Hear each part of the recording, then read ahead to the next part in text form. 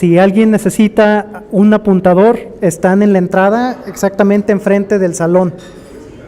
Sí, para poder escuchar las conversaciones, pues hay apuntadores para francés, portugués e inglés.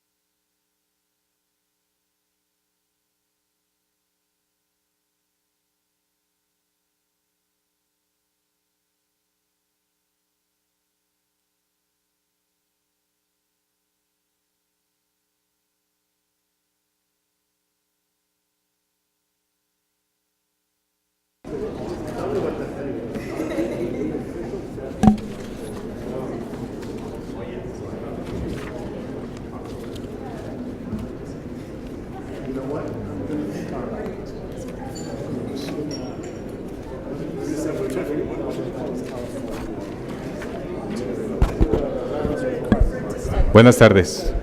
Les pedimos tomar sus asientos. Les recordamos la disponibilidad de aparatos traductores a la entrada. Y a nombre del Gobierno del Estado de Jalisco les damos la bienvenida a este panel denominado Legislación Climática Norteamericana. Sin más, comenzaríamos con este evento y para eso los dejo en manos de la diputada Mirza Flores Gómez. Ella es diputada integrante de la Comisión de Cambio Climático de la Cámara de Diputados del Gobierno de la Nación. Diputada.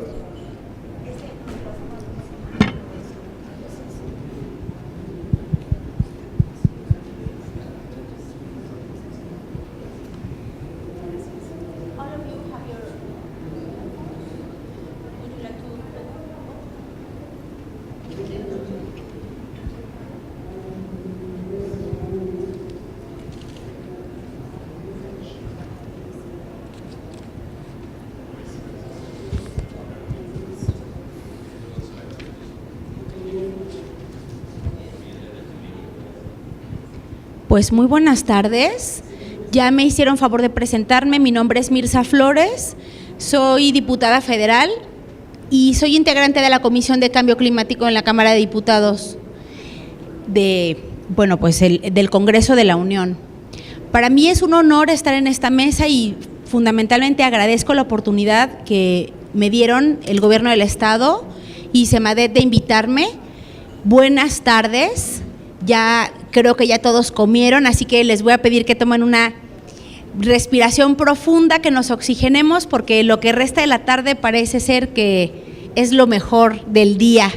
Entonces hay que prepararnos con mucha atención. Yo quiero comenzar con una frase que puede parecer simpática, pero lo que quiero es que nos meta en una condición de conciencia. El planeta seguirá cocinándose, fueron las palabras de Paul Krugman, Premio Nobel de Economía en el año 2008. Estamos conscientes que las acciones para frenar el cambio climático y revertir en la medida de lo posible los efectos negativos se requiere del esfuerzo conjunto de los gobiernos locales, nacionales y sobre todo de la comunidad internacional. En esta mesa de debate se analizará la legislación climática norteamericana. El derecho comparado es la disciplina que confronta las semejanzas y las diferencias de los sistemas jurídicos vigentes en el mundo, con el propósito de comprender y mejorar el sistema jurídico de un Estado determinado.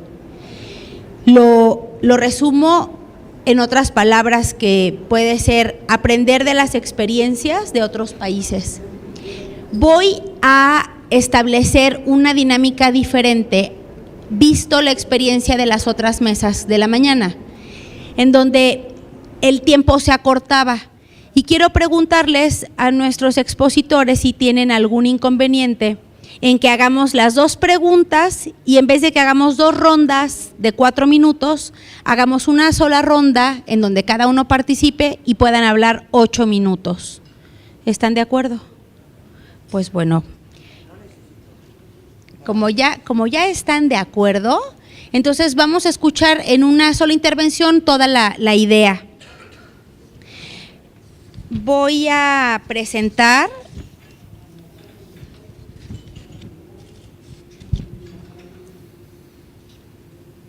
a Judith Arenas, observadora permanente adjunta para las Naciones Unidas en leyes organizacionales para desarrollo internacional. Judith, ¿ya te sabes las preguntas? Ok. ¿Cuáles son los mejores mecanismos que ustedes han detectado para aterrizar los acuerdos internacionales en materia ambiental a los distintos niveles de gobierno?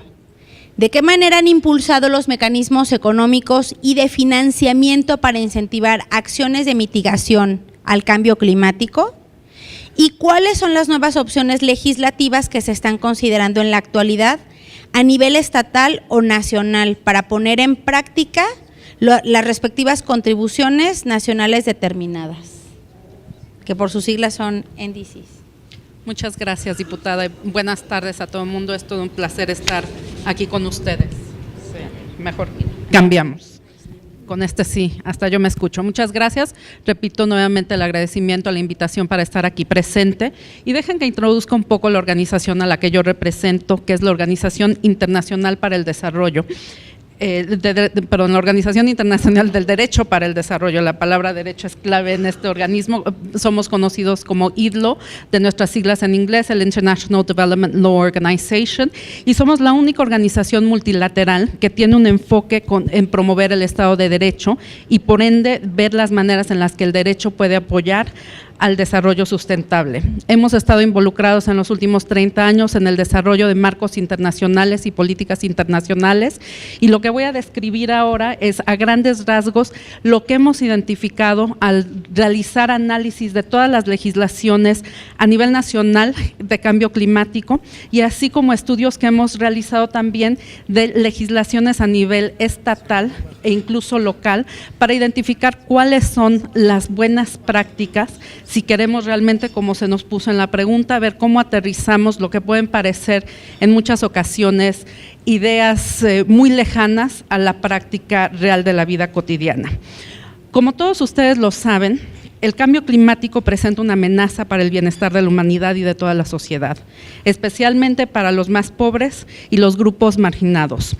Las mujeres, los niños, los pueblos indígenas en los países más pobres del mundo son los que son más afectados. Y si a eso unimos lo que hoy nos dijo el embajador Espinosa, que tenemos que tener en mente la Agenda de Desarrollo 2030, tenemos que recordar que lo que nosotros tenemos que hacer es asegurarnos de no dejar a nadie atrás.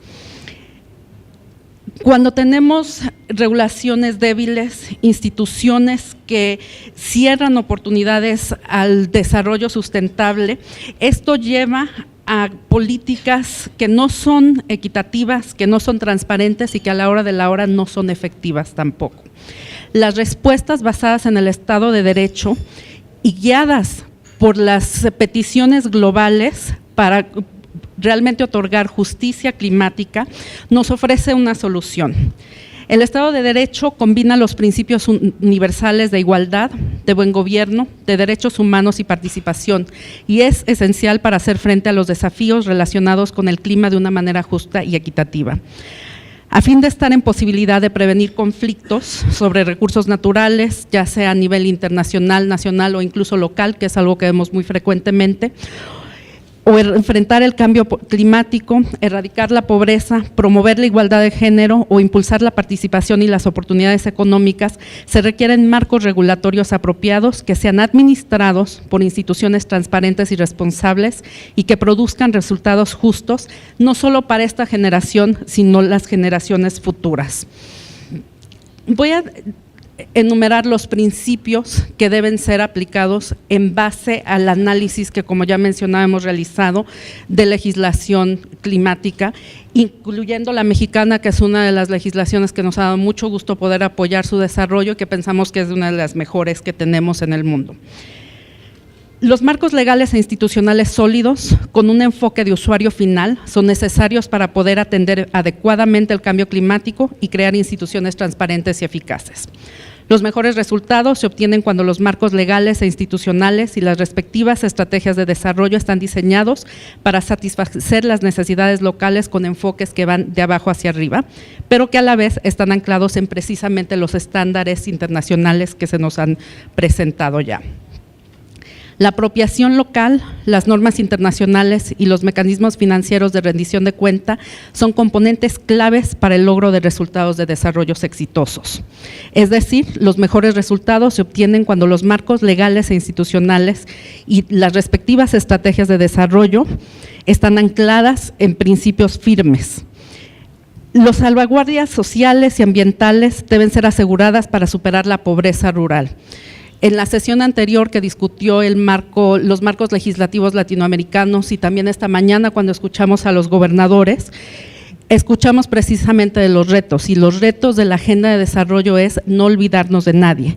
El Estado de Derecho tiene que proteger a las poblaciones pobres de los efectos del cambio climático, garantizar que el desarrollo sea realmente sustentable y abordar cuestiones como los derechos de tenencia de la tierra y la gestión ambiental, de manera que los medios de vida estén tutelados y el desarrollo aporte beneficios sostenibles para todos. Hay que promover la participación equitativa y socialmente inclusiva, así como la vinculación de múltiples actores interesados. Este punto es crucial. ¿Por qué? Porque al analizar la multitud de programas que hemos analizado a nivel estatal y a nivel local, hemos visto que a nivel nacional es relativamente fácil, se puede contar con un marco normativo. Sin embargo, las políticas que tienen éxito al implementarse ya a nivel subnacional requiere de una multitud de temas, que se tienen que abordar.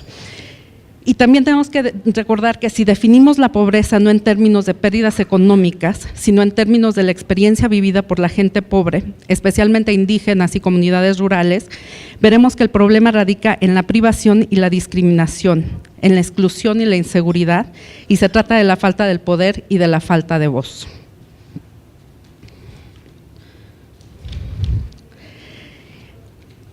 La atención del cambio climático con criterios de sostenibilidad a través de marcos jurídicos que establece compromisos de Estado necesita contar con una visión de largo plazo. Como hemos visto, aunque desafortunadamente el deterioro en la situación de cambio ambiental acelera conforme avanza el tiempo, tenemos que pensar a largo plazo en el desarrollo de las políticas a todos los niveles. Se requiere de planificación de políticas intersectoriales, y por niveles, a través de esquemas que promuevan la participación social y nuevamente el tema de creación de estrategias integrales que surjan desde las necesidades de aquellas personas que necesitan realmente contar con esas soluciones.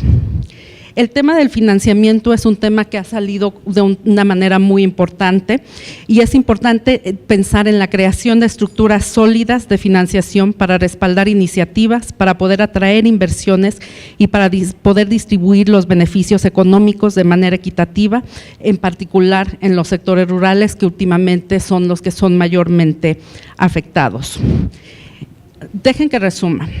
La clave del éxito radica en tener legislación y políticas públicas que en su centro tengan dimensiones del desarrollo rural y cambio climático, pero que consideran dimensiones económicas, sociales y ambientales. Necesitamos poder crear reglamentos y mecanismos de procedimiento, poder definir la distribución de competencias institucionales, así como las sanciones por falta de seguimiento y cumplimiento, poder generar instrumentos económicos para asegurar la implementación efectiva, poder alentar la coordinación intersectorial y multinivel entre las autoridades y los actores múltiples, y muy importante es el poder pensar en que todas estas soluciones, todas las políticas y todas las regulaciones que se elaboren tienen que acordarse últimamente de las poblaciones vulnerables, tienen que tener una perspectiva de género y una perspectiva que pueda abordar la situación de aquellas personas que no necesariamente siempre están a la mesa. Muchas gracias. Por favor. ¿Sí se oye bien? ¿No?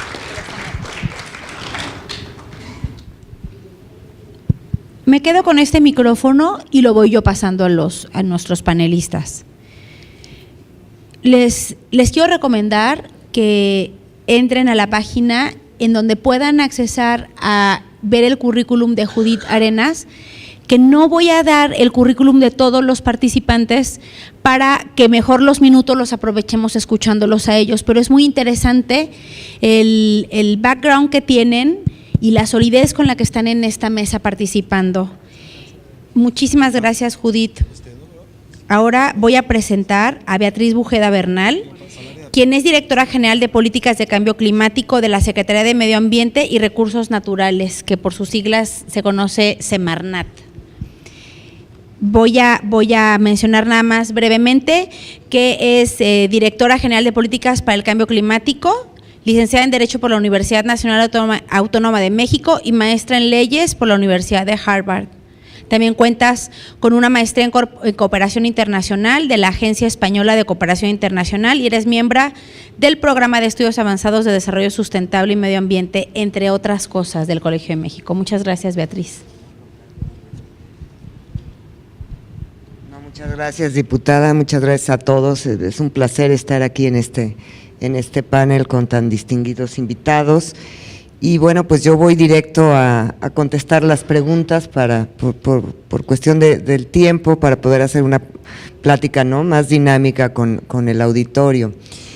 En primer lugar, y no voy a repetir lo que ya Judith mencionó, en efecto, pues para aterrizar o implementar de manera efectiva acuerdos internacionales, y en este caso de carácter ambiental como los que nos traen aquí, pues sí es fundamental y es una herramienta muy eficaz contar con leyes, con instituciones, con políticas públicas que sirvan para eso, ¿no?, para implementar los compromisos que los países han asumido a nivel internacional. Yo creo que eso para nadie de los que estamos aquí es algo novedoso. Sin embargo, hay ciertas cosas que, en mi opinión y en mi experiencia, pues son muy importantes, son relevantes para garantizar esa aplicación efectiva, ¿no?, de los compromisos que asumimos a nivel internacional.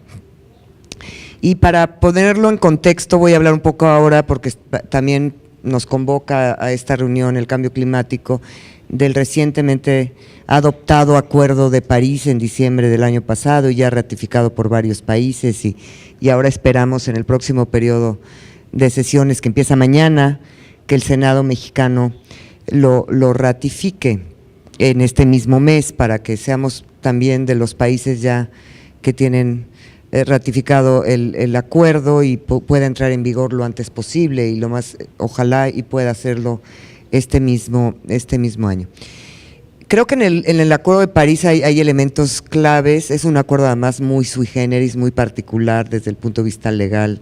Aquí habrá muchos abogados y seguramente en el panel muchos también lo comentarán, pero creo que tiene aspectos que son fundamentales para su implementación.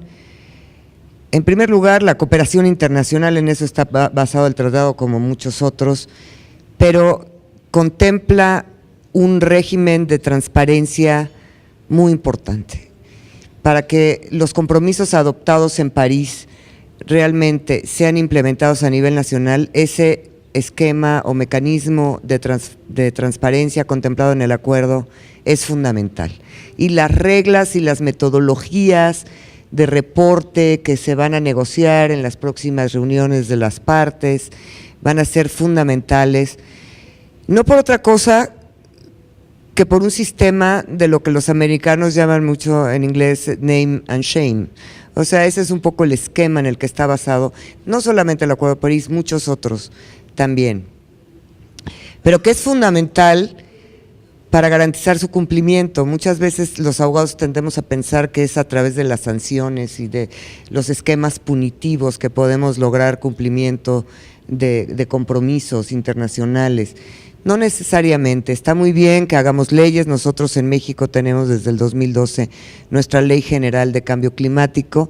Yo soy la encargada de su implementación en el gobierno federal. Sí les puedo decir que sí hay un antes y un después de la Ley General de Cambio Climático de México. ¿Por qué? Porque bueno, pues ya hay obligaciones muy concretas que hemos asumido en esa ley y que es mucho más fácil llegar a otras instituciones del gobierno federal y decirles, mira, tienes que hacerlo porque hay un mandato de ley, que llegar a esas instituciones y pedir, por favor, coopera con nosotros, Secretaría de Medio Ambiente, para, no sé, elaborar políticas públicas de cambio climático. Sí hay una gran diferencia. Pero volviendo al tema de los acuerdos internacionales, creo que el esquema de transparencia del Acuerdo de París, para mí, y creo que para muchos otros, el aspecto medular de este acuerdo. Otro aspecto relevante del Acuerdo de París es este mecanismo de progresividad que quedó contenido en el acuerdo, de manera tal que los países se comprometen, y esa sí es una obligación pura y dura, porque ahí hay un deberán, ¿no? Incrementar la ambición de sus compromisos o de sus contribuciones determinadas a nivel nacional. En estos periodos o ciclos de tiempo que van de 5 en 5 años, que van a comenzar ahora en el 2018 y después realmente en el 2023, y que, bueno, pues incrementando la ambición, los países van a pues alcanzar el objetivo de no rebasar o de estar muy por debajo de los 2 grados y alcanzar el 1,5 grados, ¿no? Ese es otro aspecto muy importante que creo que es fundamental para la implementación, que quede contenido ese mecanismo en un acuerdo internacional que permita, y ahora voy a lo que quería yo comentar desde un principio, que la sociedad civil, que los sectores no gubernamentales, ¿no?, los actores no gubernamentales, pues puedan exigir o demandar de sus respectivos gobiernos la aplicación efectiva de los tratados. Yo creo que ese es un punto medular, la participación pública, y cuando digo pública le digo en el sentido amplísimo, de la palabra. Todos los sectores privado, social, académico, tendrán que actuar como fiscales, como vigilantes del cumplimiento de este acuerdo, porque lo que está en juego, ¿no?, nos compromete absolutamente a todos. Hay otro tipo de acuerdos multilaterales de otras materias, ¿no? No sé, de comercio, telecomunicaciones, hay muchos, de muchos tipos, pero creo que pocos, como el Acuerdo de París, son tan vitales para la sobrevivencia de la especie humana y del planeta Tierra, ¿no? Entonces, involucrará la participación de todos. Y creo que ese es un ejemplo de mecanismos que son fundamentales para garantizar una aplicación efectiva de los acuerdos internacionales, en este caso del Acuerdo de París.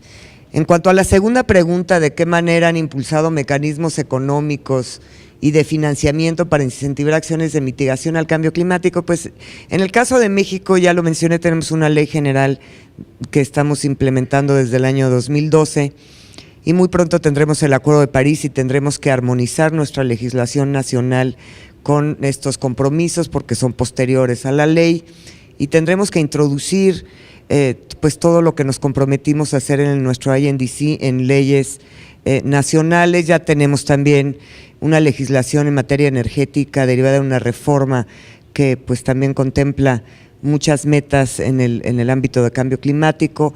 Recientemente y durante la COP21, pues el Congreso mexicano también aprobó la Ley de Transición Energética con metas específicas, con fechas muy claras de cómo ir haciendo esa transición fundamental para el país.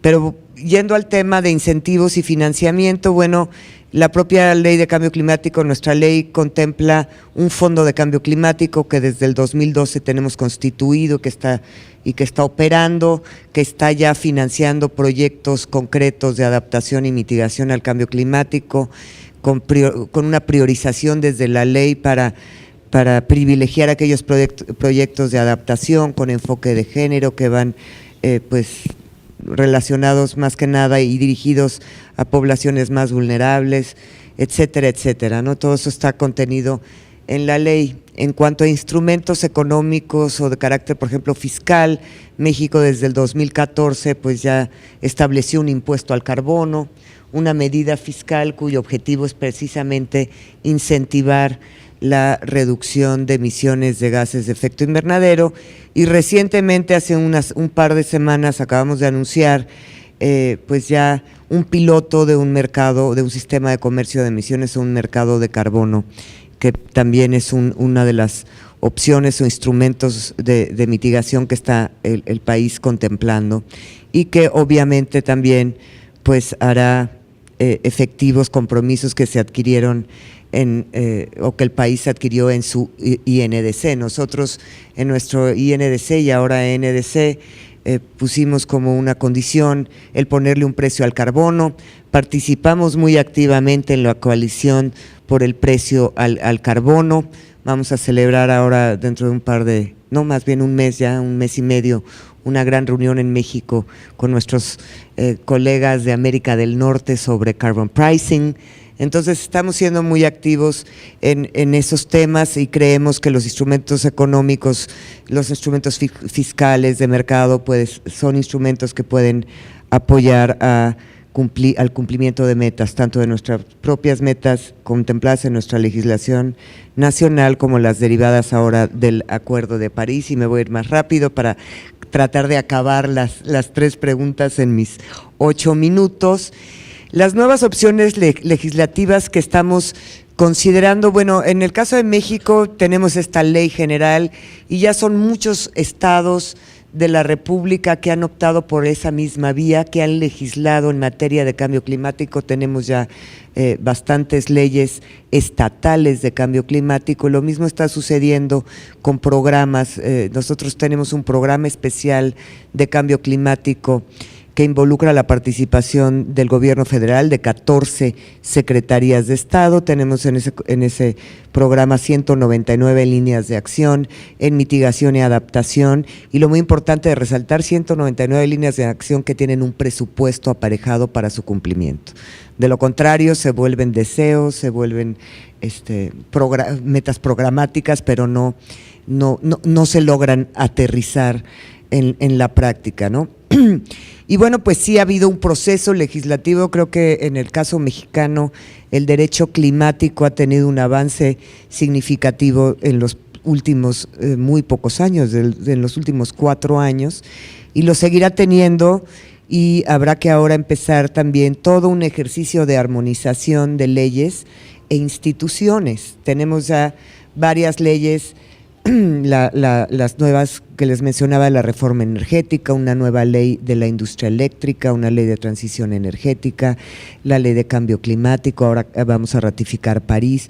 Entonces necesitamos armonizar toda esa legislación para hacerla operativa. Necesitamos seguir fortaleciendo nuestras instituciones.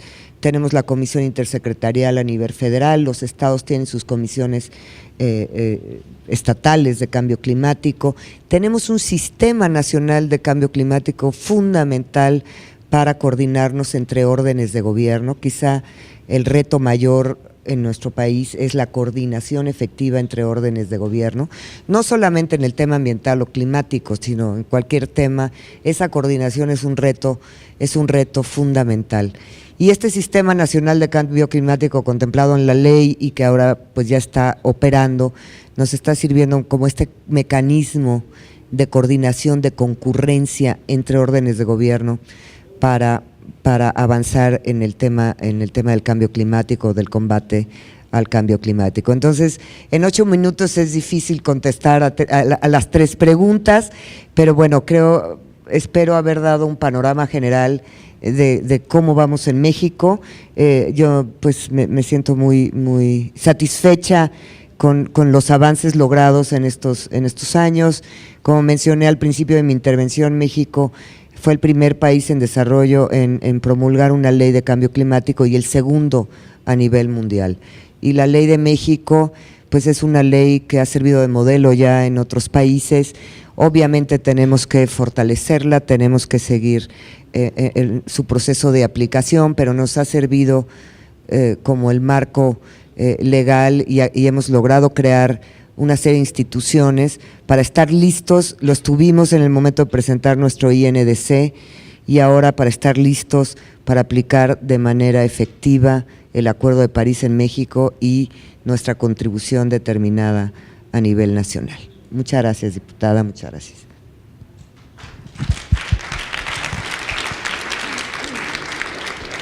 Muchísimas gracias, maestra. Ahora voy a presentar a Richard Corey, que es el responsable de la Junta de Recursos Aéreos de California. Su equipo es el responsable de la ejecución de algunos de los programas clave que están bajo su dirección. Tiene también a su cargo la Junta de Servicios Administrativos de Operaciones de Tecnología de la Información. Cuenta con una licenciatura en Toxicología Ambiental, así como un MBA de la Universidad de California. Tiene un largo etcétera de atribuciones en la junta que él dirige, por lo que pues me siento muy honrada de estar compartiendo esta mesa con usted. Muchas gracias y le cedo el uso de la voz.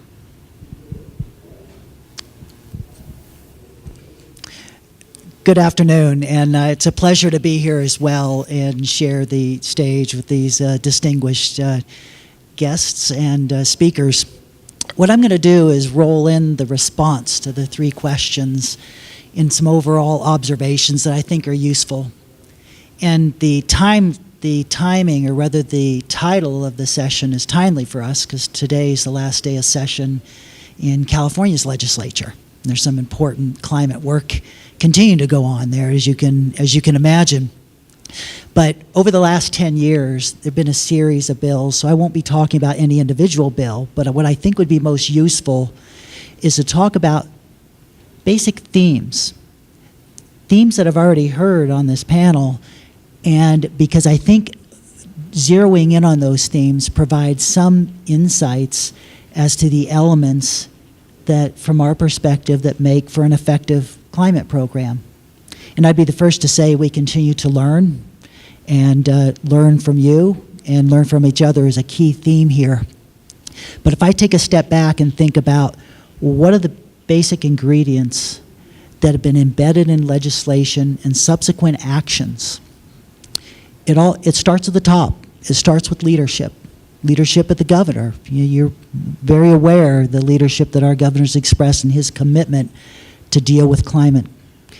It's also the legislature and support on the part of the public. We have public support and the public wants action. So as I think about those series of bills that have gone through, they had basic elements in them. One was a specific target. They had very specific direction.